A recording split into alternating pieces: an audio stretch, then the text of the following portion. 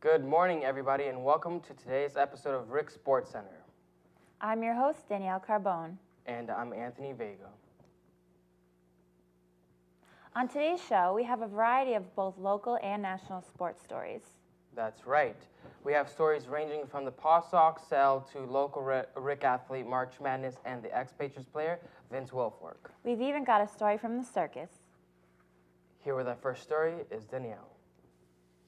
Hello, my name is Danielle, and the other day I got a chance to speak with Flo, a former cross-country and track runner here at Rhode Island College. I asked Flo, what is your name short for? Flo's short for Florine LaPoultry. I also asked her what year she was at Rhode Island College and what she was studying and working towards. I'm a junior at Rhode Island College. Biochem pre-dental. I want to try to get into dental school after this. So Flo, do you play any sports on campus? No, but I used to. I ran cross-country and track, but unfortunately I had to quit. And how long did you run cross-country for? For Rhode Island College, I did it for 1 year, but I've been running cross-country since 5th grade. How long did you run track for? I ran track starting sophomore year of high school, and I did half a season of indoor track at Rhode Island College. I asked Flo, what do you miss most about track and cross-country? I miss the adrenaline that you get when you're running. I made a lot of friends, and that became like family, like your teammates. You're always with them, so I miss that. But other than that, I still run.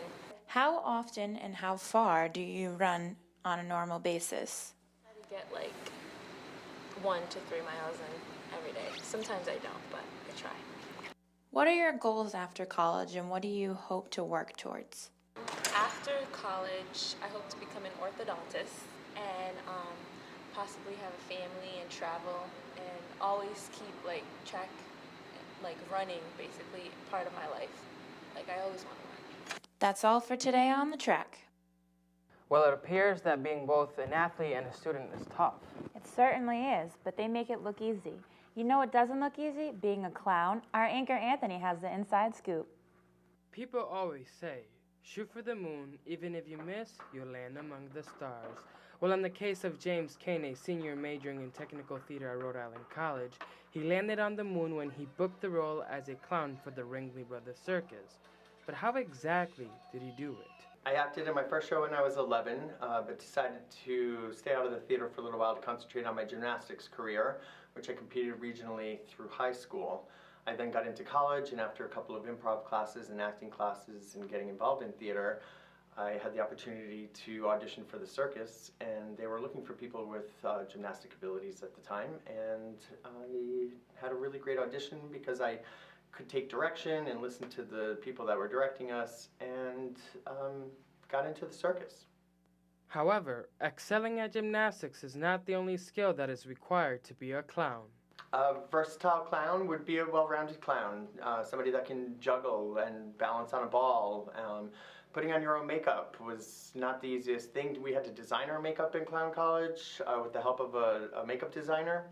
And now my clown makeup is on oyster egg and is patented and is in the Ringling Museum in Sarasota, Florida.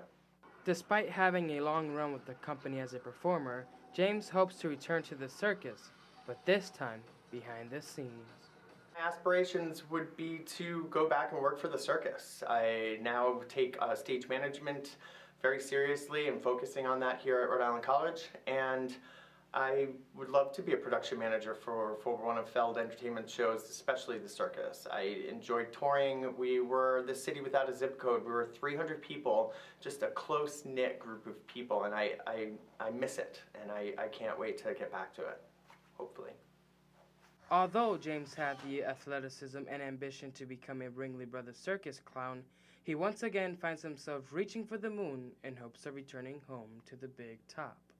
Anthony Vega, RIC Sports Center. Working for such a distinguished entertainment company seems like a lot of fun. Our next coverage comes from Tina, who shares with us the Pawtucket Red Sox potential move to Providence. McCoy Stadium is a family-friendly stadium that draws in hundreds of people per game. One of the main appeals of the stadium is the affordable ticket pricing and the fact that McCoy Stadium offers free parking. Recently, the team was sold by the widow of its longtime owner. It was purchased by a team of investors, namely the Red Sox president Larry Lucchino, for an undisclosed amount. Most shocking to Rhode Island residents, they announced plans to move the stadium from its beloved Pawtucket home to a waterfront location in Providence. But at what cost? Personally, I don't think it's a really good idea for the franchise to move down to Providence. I mean, first of all, they got such a great establishment in terms of fans, that are dedicated and will return every single year, and it's become such an iconic place in the state. Not only that, $60 million that they're going to spend on a new place seems a little outrageous to me. The new owner said they decided to move the team to Providence because making improvements to McCoy Stadium in Pawtucket would just be too expensive. While Providence Mayor Jorge Lorza and Rhode Island Governor Gina Raimondo are all in for the new stadium, it will take some convincing to get the citizens on board. Kind of a lifetime fan of the Paw Sox. My father used to bring me all the time, and we would have great experiences there. Catching balls and getting photographs, and autographs and whatnot from all the team members. Whether or not Rhode Islanders approve of the move, we'll just have to wait and see what the future holds in store for McCoy Stadium. With RIC Sports Center, Tina Agudelo. Wow, that's crazy. I remember going there as a child. Me too. Can't wait to see what it looks like in Providence. Well, next we will hear from Brittany, who is sharing with us Vince Wilfork's trade from the Patriots. Hi, I'm Brittany Uralowicz. I'm here at a football field to talk to Rhode Island College students about how they feel about New England Patriots player Vince Wilfork being traded. After 11 seasons with the New England Patriots, Vince Wilfork has been traded to the Houston Texans. He posted a statement on Twitter saying that he's still in a good place and still has a good relationship with the Patriots. He talked about how proud he was to have played on the team and to have won Super Bowls with them, even calling New England his home away from home. Some of his former teammates posted on Twitter showing that they still have respect for him as a player and as a person, and that they will miss him in the upcoming season. I went to Rhode Island College to see what the students had to say about the trade. I don't really watch football, but I know that he is a good player. Vince Wilfork was a very good defensive player for the New England Patriots, but they should still do very well in the next season. I'm not really a Patriots fan, so I don't care. Most of the students that I spoke to didn't care much, and they think the Patriots will still have a successful upcoming season. That's all the time that we have for today. I'm Brittany Uralowicz, Rhode Island College News. Well, we wish him luck, the best of luck, with his new team. Lastly, here's Will with a rundown of this year's March Madness. PC Friars had a berth in the NCAA tournament playing Dayton as a 13th seed. Unfortunately, they didn't do so well. I got to speak with some Rhode Island College students on how well and how bad they did in the NCAA tournament. And we hear from Coach Cooley and how well their seniors did in the game. Being an avid PC fan, going to a bunch of games this year, I expect them to do really well. But when I saw the tournament selection, that was tough. Playing in Dayton, against Dayton. We were underdogs right from the start right there because we just can't beat a team, playing on their home court. It's tough. I don't know, I thought they could have done so much better if they had a different opponent. It's tough playing against someone in their home court, though. Woo!